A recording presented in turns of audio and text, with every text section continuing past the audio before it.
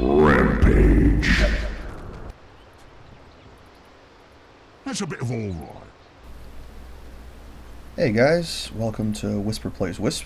I'm Wisper, your host, here with another IO commentary game.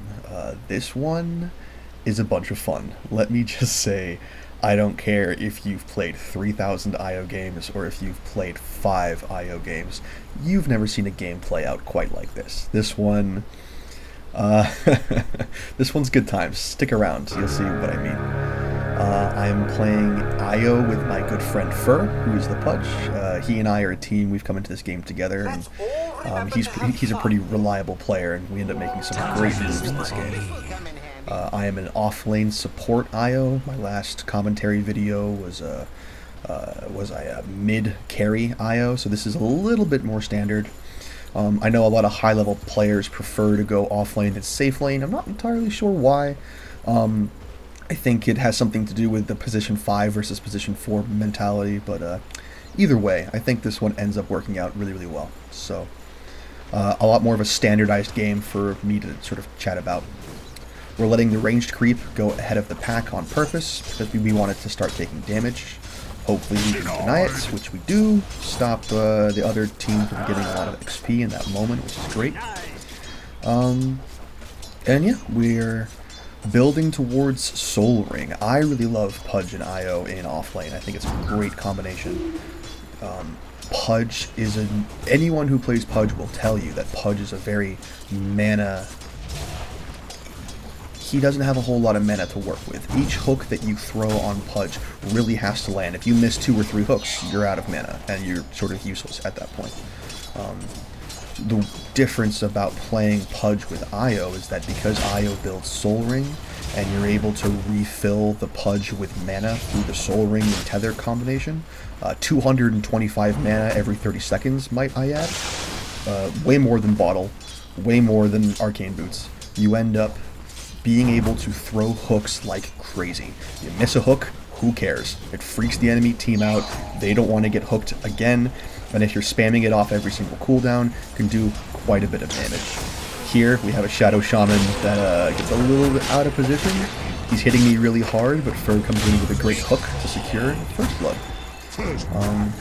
And I was just watching a lot of high-level IO players last night on my Twitch stream, and not a lot of them start with opening salves, and this is one of the reasons I think it's a fantastic item choice. I have taken damage, Pudge has taken damage, we've secured the first blood, and if we hadn't been able to heal up properly, we would have been at a disadvantage for the following minutes. I would have been at 25% health, he would have been at 50. 1 salve, 1 tether, we're both filled up to full. And it means we can go right back in, getting more kills. It's a much more versatile way to play. Here, as we're killing, I see, oh, the courier's come. Why is the courier not at 100% health? And sure enough, a hasted sniper from mid, which no one called missing, came to get both my death and the courier. And that's a bummer. Make sure to call your mid missing, everyone who's watching this. I believe this is the only death I get all game. I think the last game I did a commentary on, I had 5 deaths, and I made a point of trying to highlight where I made mistakes. This is the only death I have all game. So, yeah, you guys will see what I mean. This is a fun game. So here we're just focusing on last hits. Pudge is able to, like I said, man, this early Soul Ring allows such a greater length of versatility to the way Pudge can play. We're already out-leveling, I didn't see Klinks' level, but we're already out-leveling Shadow Shaman. Pudge is able to blow all of his mana, look at that, right? Blow all of his mana to get in, and 1 Soul Ring activation not only gives me a free spirits, but brings Pudge back to full mana. It allows him to focus his gold onto non-mana based items. You know, some Pudges are buying clarities, others are investing, you know, an early stick is going to be really important for me to do my mana. Just not necessary when you're playing with an IO.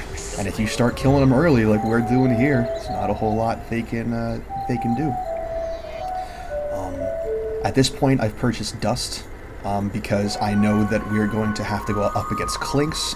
Clinks is in our lane, and my thought process here is that eventually Clinks is going to start going invis to escape from us, being able to have that dust offhand ready to go as soon as he starts making those plays. Is going to be helpful to secure up kills.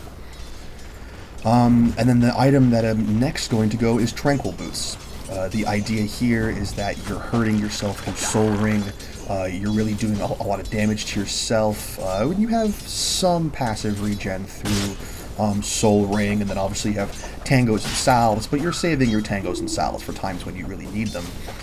Being able to have Tranquil Boots is not only going to allow you to have better healing in times when you need it, in terms of saving someone's life, trying to make sure that you heal more than the damage they're taking with Tether and Overcharge, but it just casually heals you up from the damage you're dealing to yourself through Soul Ring. And as you can see, guys, I talked about it a little bit, but it's really shining its head here. Pudge is throwing hooks like a madman. Hook after hook after hook. If it misses, who cares? Throw another one. So much mana at this point, so immensely crushing their safe lane. There's just nothing they can do about it. Soul Ring back to full mana, start throwing again. I have enough to get Tranquil Boots at this point, and we can just start. Admittedly, I break Tether immediately, which is a bummer. I don't know if he broke it or I broke it. I won't play the blame game with Wisper. I'm a better guy than that. But it's a good way to help keep people alive without actually having to activate your limited consumable healing. Here, Bloodseeker joins the fight, which we were not expecting. My tether was already off cooldown. I wasn't on cooldown. I wasn't able to tether to help the Pudge. In fact, I actually tried to pop a salve in order to help him, but I think I took damage at that point, and I couldn't help him any further. Very useful, if you guys see what I did there, to Soul Ring and pop a Spirits when you're using the Shrine. Using Soul Ring puts part of the pressure of your mana onto your health, but of course the Shrine heals both. So make sure when you're Shrining up, if you do have Soul Ring, make sure to pop it then. The lost health that you would lose normally just gets filled right back up. Next we're going for Stick. Not the whole wand, just the stick. The charges that you can build up on a stick are going to be very helpful for keeping people alive. Another sort of instantaneous heal through Tether that you can pop to save somebody else. And at this point, we're just trying to level up. I think, well, actually, at this point, this is where the game becomes kind of interesting. You guys see in the top right, Faceless Void is AFK. I'm going to skip over a lot of these pauses because some of them are quite long. But let's just say that Faceless Void being AFK, it plays quite a role in how this game plays out.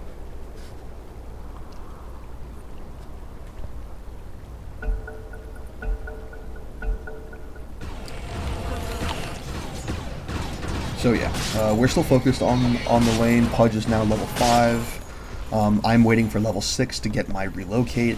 We still have Dust, so if Clinks tries anything crazy, we have that in our back pocket to make sure he's not going to get an easy escape. And to be honest, during that previous pause, Pudge and I were having a discussion about how Faceless Void was not very good. The two weakest heroes on the team we had decided from what they were saying to us in the party chat and what their profiles looked like were Faceless Void and Jakiro. Those were, we sort of figured that worst case scenario, you know, just we can play around those heroes. He and I are having such a good lane at this point. We think that we have this in the bag. We're a full level ahead of both of them, both the Shadow Shaman and the Clinks. And my Spirits, you know, once you hit Spirits level 3, Spirits level 4, it really starts to put in work. And here, I'm able to actually bait out the Clinks with damage, just to set up the Pudge's hook. And he's level 6, and I'm almost level 6. So things work out really well. Presumably Shadow Shaman got out. If he was in there somewhere, Spirits would have collided with him and made an impact. We would have been able to see him. Ooh, Bloodseeker comes along. I believe Pudge was sitting in the jungle waiting to get a hook on the next player to TP in. And unfortunately, Bloodseeker, I don't know if Shadow Shaman was there in a funny position that I didn't hit with my orbs, and Bloodseeker had vision on him, but long story short, they got the Pudge. But we're still winning lane very, very handily. I have 5 kills. I think Pudge is relatively close to that. Next item I'm building is Earn. Classic IO item to be able to earn yourself while tethering to somebody else. It's going to help a lot. Being able to use Earn offensively helps as well. Another pause. Going to try and skip over a little bit.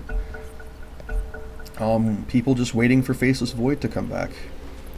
I've popped my Clarity at this point. I think I need a bit of a HP refill. And I've put the Infused Raindrops in my inventory, and that's important. Infused Raindrops allow you 5 instances of magic damage block. You only need 1 Infused Raindrop remaining to build to build Earn. So being able to have that item in your inventory block 3 instances of magic damage, 4 instances of magic damage, and then build it into Earn just makes you more survivable, more tanky, and it also means that you have additional passive mana regen to help continue spamming spirits that doesn't require you to hurt yourself through soul rune.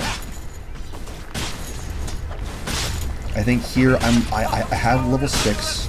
I'm with a high-level Pudge and me, and we're trying to think about where we can relocate.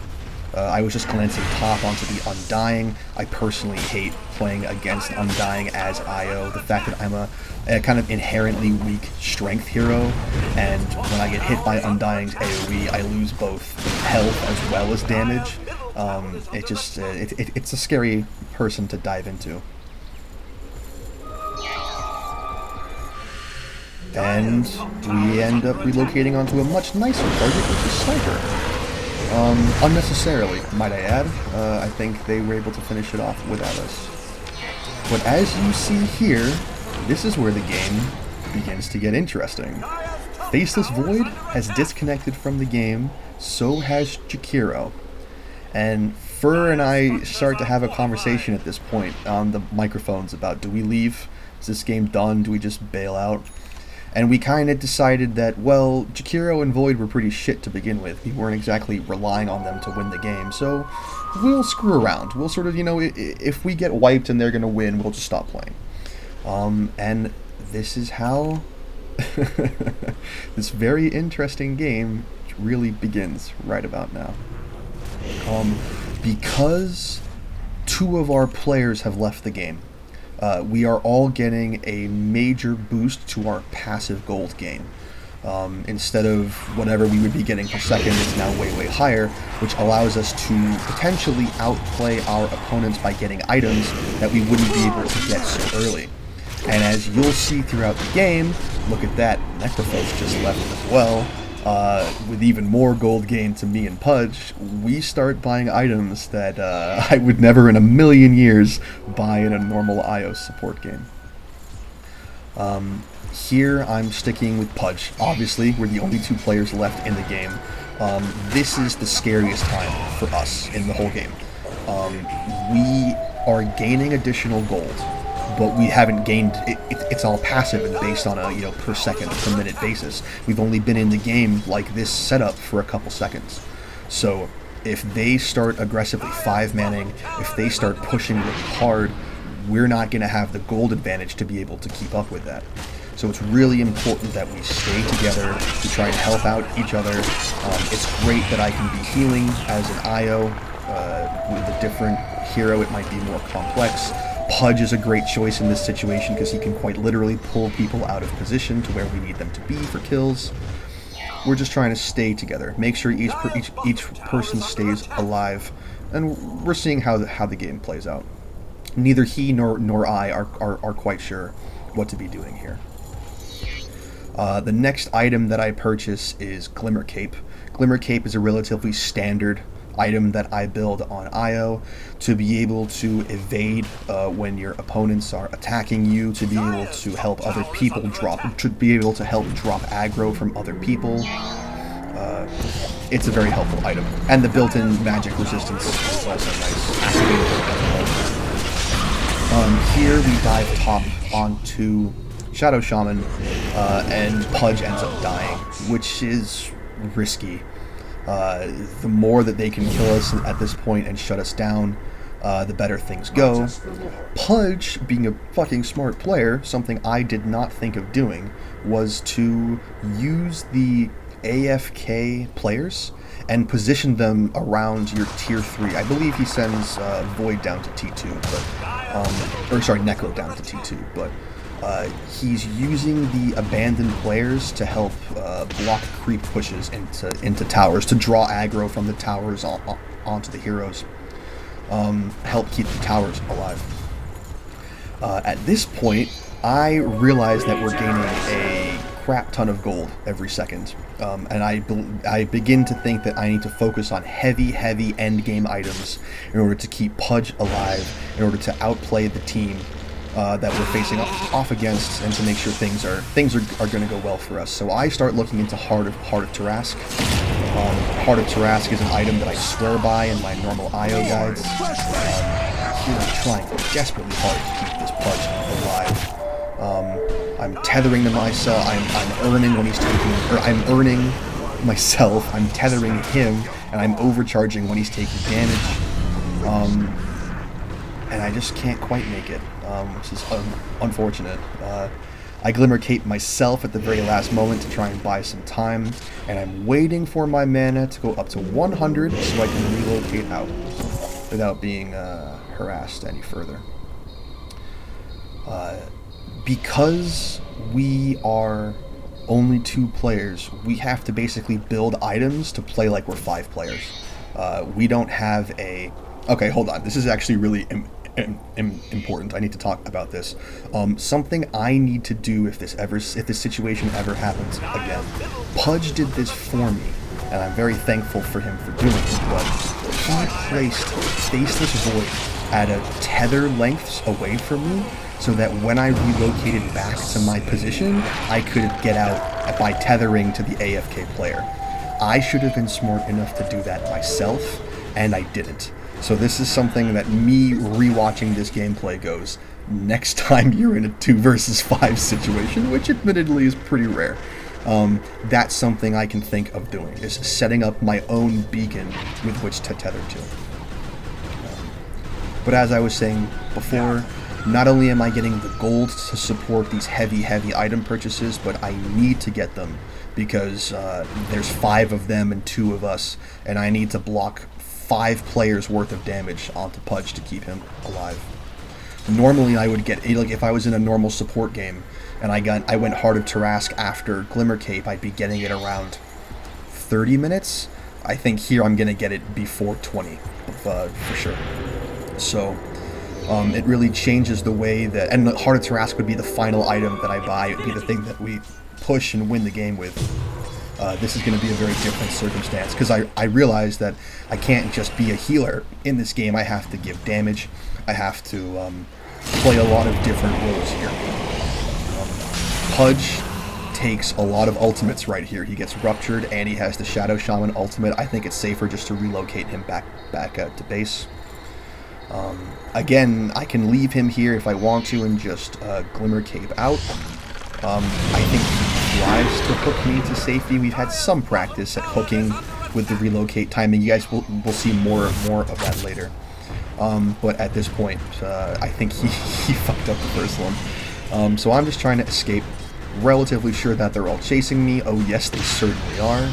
But Glimmer Cape has come off of cooldown. So I Glimmer again, buy some distance between me and the furthest creep I can find, and tether myself to safety. Back under the tower, Pudge is here, and a very ballsy Undying decides to chase. I'm pretty sure he gets punished over it. Look at that. So yeah, we're losing towers. You know, they have a very strong team here. They have the damage that comes from Clinks and Bloodseeker, and Sniper. They have the push mentality. Thanks, Fur, you asshole. They have the push mentality that comes from Shadow Shaman's wards, and they have an Undying. They have a well-rounded team. They're going to have to play very, very smart in order to be able to beat these guys. And I don't know how many charges Fur has on his Oh, I can't remember what it's called. The thing that allows you to gain more damage, gain more strength as you get more kills, but I imagine that he has a lot right now. Here I make a very split-second decision to leave the Pudge instead of bringing him back to base to heal him. I end up, it's just him versus Shadow Shaman, and my logic at the very last second was Pudge can kill Shadow Shaman, he's fine. And I decided to leave him instead of bringing him back, although it doesn't work out. Here, Heart of Tarrasque is finished, and this is big, you know. Pudge has 2,500 health at this point, and so do I. And being able to heal him up to full very, very quickly with Heart of Tarrasque in between fights, once fights are done, it's going to be a big way of maintaining our sustainability. You know, especially when it comes to pushes and big team fights, it's going to help a lot. And yeah, I think at this point we have a pretty good idea that we can handle whatever they can throw at us. And we start just trying to go for kills. If we get a big team wipe fight, we think that we're going to push. But for right now, we're just playing the game, getting gold, going for kills where we can. My relocate is off of cooldown. I think we're waiting to use that so we can jump onto someone. I don't think we can do Roshan because it's just the two of us. They have some invis players. We don't want to risk that. But yep, we hop our relocate to go top onto Clinks. Shadow Shaman throws wards down, which are pretty much dodged. I get ruptured by the Bloodseeker, and I just go invis. And you know, I'm not low enough that he can hit me. Tether out with the Pudge. And I even come back ruptured, and there's a sniper who's hitting me, but I have so much gosh darn health from the Heart of Tarrasque. No one can touch me. So this is where the game becomes so much fun. We have been sitting with this additional gold gain now for maybe 8 minutes, 10 minutes, and it's really starting to pay off. You know, I have a Heart of Tarrasque in my inventory and an escape item. Pudge has Blink and a bunch of other stuff. Here I buy TP boots. One so I can go back to base if I need to. I tend to think that once you have Heart of Tarrasque, Tranquil boots become pretty much unnecessary. You know, this immense, insane 8-second cooldown of Heart of Tarrasque is not nearly as interesting as the 12-second, kinda helpful cooldown of Tranquil boots. So if I have the golds to do so in the end game of a normal game, after Heart of Tarrasque, I would sell my TP boots, or my Tranquil boots, and buy TP boots instead. First off, so I can teleport back to base in order to help defends if they're pushing, and secondarily to make sure that I'm always close to Pudge. If I have to leave Pudge, for instance, in this relocate, I can relocate back alone and TP right back to the fight. Here Pudge wanted to fight like 3-on-1 as my relocate ended, and I told him no, and I grabbed him and pulled him back against his will. And afterwards he was like, yeah, it was probably the right play. I probably shouldn't have gone in there. But yeah, you can see on the map, Faceless Void has been put into top lane to help defend from the pushing that they're trying to do. I think both Pudge and I have TP boots at this point, and we're just able to respond so quickly to where they are on the map.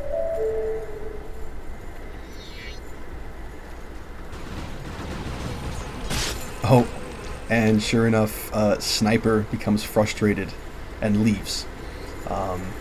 And I think at the time, part of me was actually nervous that Sniper had left, because it means that they will be having some small gold gain per second that they're getting. Now that Sniper is gone, they have less players, they'll be gaining more gold. And we see Shadow Shaman. I believe Shadow Shaman hid in the woods and snuck up onto us. So he hid in the woods in that last team fight and then came out behind us to sort of cut off our lane. But we're able to relocate back to get him. And this is what I mean. It really aids our functionality, these TP boots. Pudge goes right to mid to defend, or actually to bottom to try and go for a kill. And I'm able to move to bottom lane as compared to the bottom secret shop, which is where Pudge went. Go to help push out. I'm not sure what item I go for next, but I remember thinking that I definitely needed to, now that I have healing completed, I need to start thinking about shutdown. I need to go for damage. You know, Pudge is damage, but it's just me and Pudge. I need to help complement him in that effort. And I believe the item that I go for is Bloodthorne. The idea being that being able to silence shutdown. First off, the clinks is going to be important. Hold on, let's just make sure. I'm TPing in here to help Pudge. Pudge has been ruptured, even though he's killed the Bloodseeker, so it means that he's going to have a hard time moving. And I'm relocating in just to make sure he does not die. I think he's trying to go for kills, and he ends up getting one, but really my main function was to survive for 12 seconds, and then get him out. We don't want him, any deaths at this point from me or him, but especially him, because he's the tankier of us, he's sort of the more mobile one, is going to have a big impact on our ability to maintain our progress in this game. Here I have Orchid. I even go for the plus 120 GPM talent on top of the bonus gold that we're getting from all these abandoned heroes, because just want money, man. We're gonna shut them down with items. That's the plan. As it is, there's only four of them left. And Pudge can just be as ballsy as he wants to. He gets ruptured, he doesn't even care. He's still going for hooks while ruptured. Because he knows I can always tether in and turn on overcharge, and look at that, Pudge has full health. Like, it's this is a fun game, boys, I'm telling you. But yeah, to be able to use Orchid and Bloodthorne in order to shut players down, deal additional damage to them, is going to be a big deal. Especially on Clinks, who relies on spells to escape, especially on Bloodseeker, who has his rupture and everything else, to be able to, if he blood rages himself and then you Orchid on top of that, to be able to deal that much additional bonus damage to him to shut him down very, very fast, it's going to be a big play. On top of that, Bloodthorne is one of the most expensive items in the game. It's an item I would never, ever, ever in a million years get in a normal IO game. You don't really need the intelligence, you don't need the mana regen. The attack and the damage are nice bonuses, but it's just too expensive. But of course, in this game, between all the different ways that I'm gaining gold right now, it is a totally viable option. It increases my damage output. It allows us to shut them down faster. All in all, just a good item choice in my opinion. Here, again, they just start blowing ultimates on Pudge. He gets ruptured, they get shaman wards, and we don't necessarily want to go back into that fight. There's a lot of them there. We can probably pick our timing a bit better, and Pudge is able to get off the relocate cancel with his hook.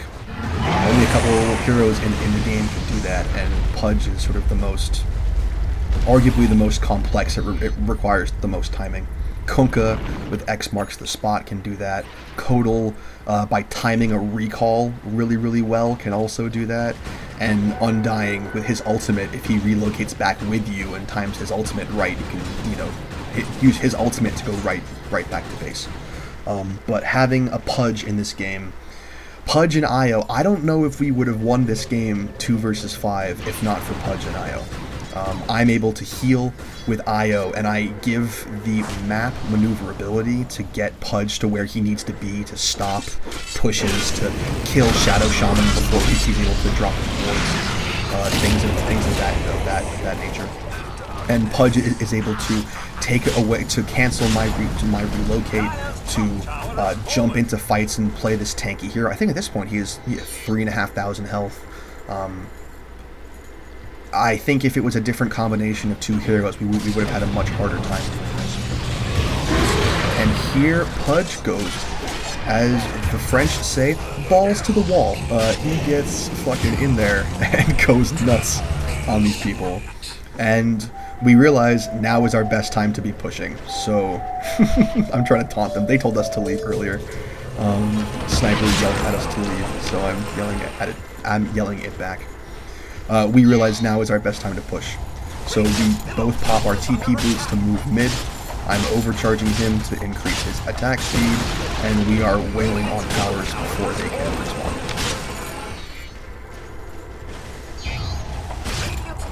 Again, this is times where that attack speed and bonus damage from Bloodthorne are really coming in handy.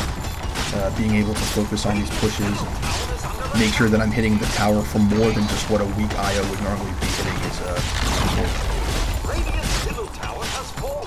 I think here we chose to go for ranged racks instead of melee racks because we didn't know how much time we would have before they all respawned and came at us. Again, I'm running way ahead of Pudge here, with the idea being that if I have to relocate him out, I have enough distance where I'm not going to get interrupted by a stun. Here they rupture me, and I'm able to relocate back to base, bringing Pudge with me. Obviously, Pudge is going to go for another hook cancel.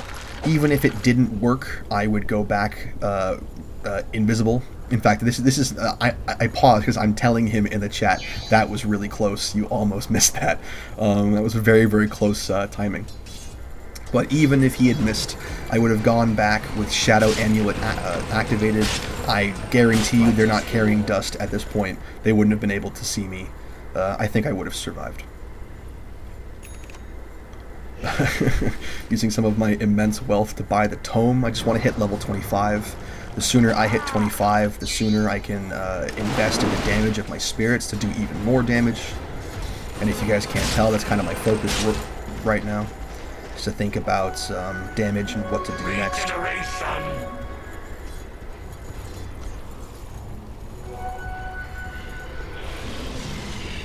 And more of the same, relocating to cut off there.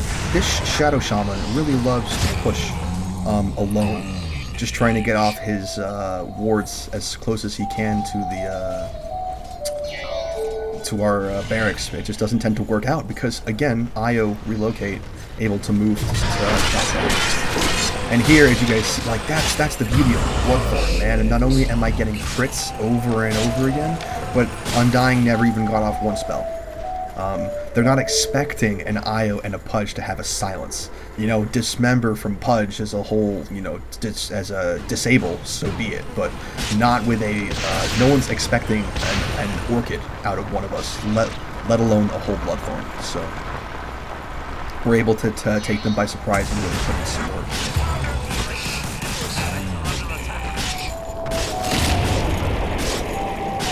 Pudge has been ruptured at this point from Bloodseeker.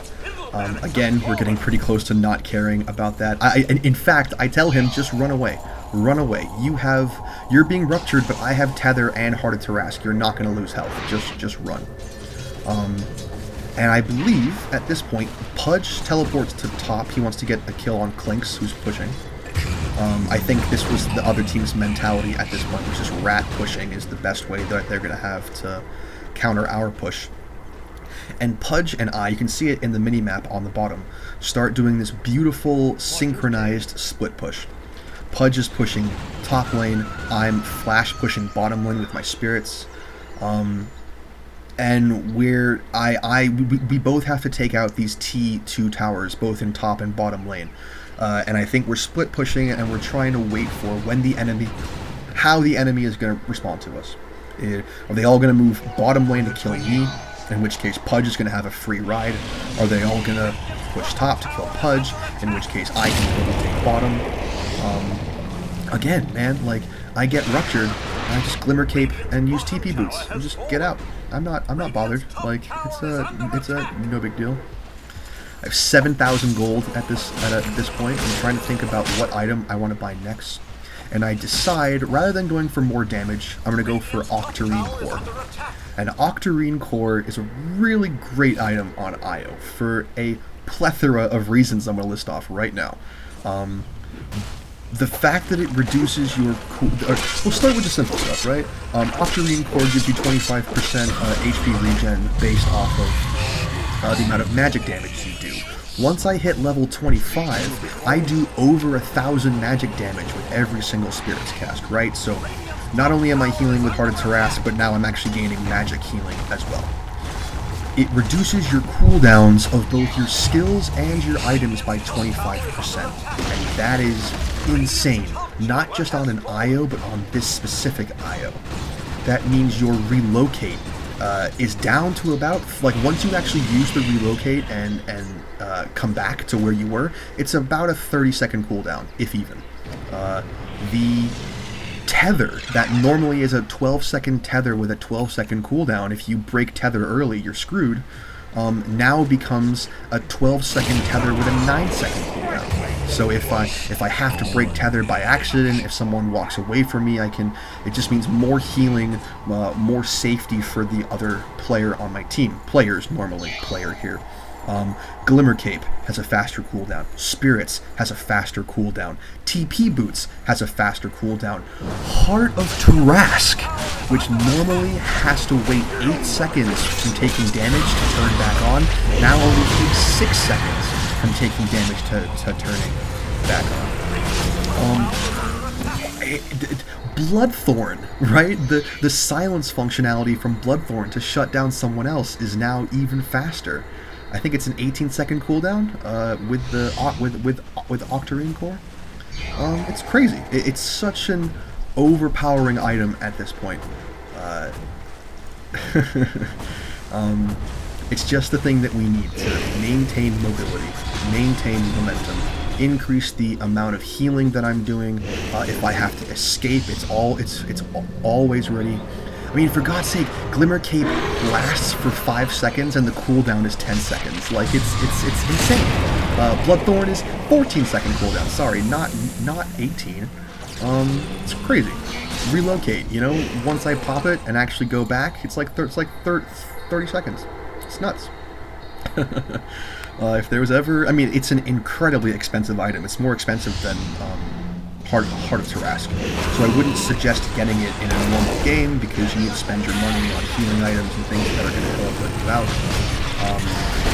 But my god, this setup is amazing. I'm just doing my gosh darndest to try and keep Pudge alive at this point. I know that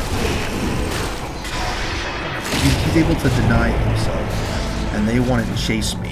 And we have this amazing play right here where he buys back, he TPs to where I am using his TP boots, as I Glimmer Cape and TP out, only to relocate back in to help finish off the Bloodthorne kill. I could not have planned that if I tried. That's just such an awesome play. The last item I buy here is Desolator. I originally wanted to get more melee damage, but instead I got the Octarine core. Desolator's going to help us push. Strip the armor off of buildings or racks to help us destroy them faster. Gives me additional bonus damage to do to other people. They on top of Bloodthorne is going to help a lot. The crits from Bloodthorne on top of a low armor hero is going to be even more damaging. I think Pudge must have like 6,000 health at this point. And we're basically unkillable. I mean, it literally took 5 of them to kill Pudge, and he just, you know, bought back, came back, and murdered them all. So at this point, it really starts to fall apart. Clinks leaves the game once he's been killed. I think they're starting to lose confidence here, which, to be honest, they could have done a good 15 minutes ago, and I wouldn't have blamed them. Again, I get ruptured here. I think Bloodseeker has Aghanim's. You're trying to just keep on spamming his rupture, even though he doesn't realize that just won't work with an IO. Just relocate back to base. Come back, tether up, turn on overcharge. Pudge gains, you know, 1,000 health every 5 seconds. So easy peasy. Bloodseeker disconnects. There's only a couple people left. And we're just too strong at this point. Pudge is enormous. He has all the items that he needs. I mean, he was carrying Gem for the past 25 minutes without even losing it. I'm enormous for an IO. Absolutely huge. Undying bails out of the game, and it's basically done at this point, boys. Shadow Shaman's out, and that's the game. Have you ever seen an IO win a 2 versus 5 game? Because I haven't. I fucking haven't seen it. I haven't even done it. Except for this. I mean, my god. This was one of the most satisfying games of Dota I've played in a long time. To be able to have these players on your team who are crap, and you know that they're crap, and then they leave, and without them, without their lack of help, you're able to crush a 5-man team. Just fantastic. Here you can see our items. I had 36,000 healing. Normally, I think in an average game, I do close to 20,000. 36. Pudge has 40 flesh heap. Just insane. Such a fun game. So satisfying. I hope you guys enjoyed watching it. Thank you so much for checking it out. I hope you enjoy my channel. I'll be doing more commentary videos soon. I hope you liked it. Thank you so much for stopping by. Check out some other videos that I've done. Hope to see you soon. Alright guys, see ya.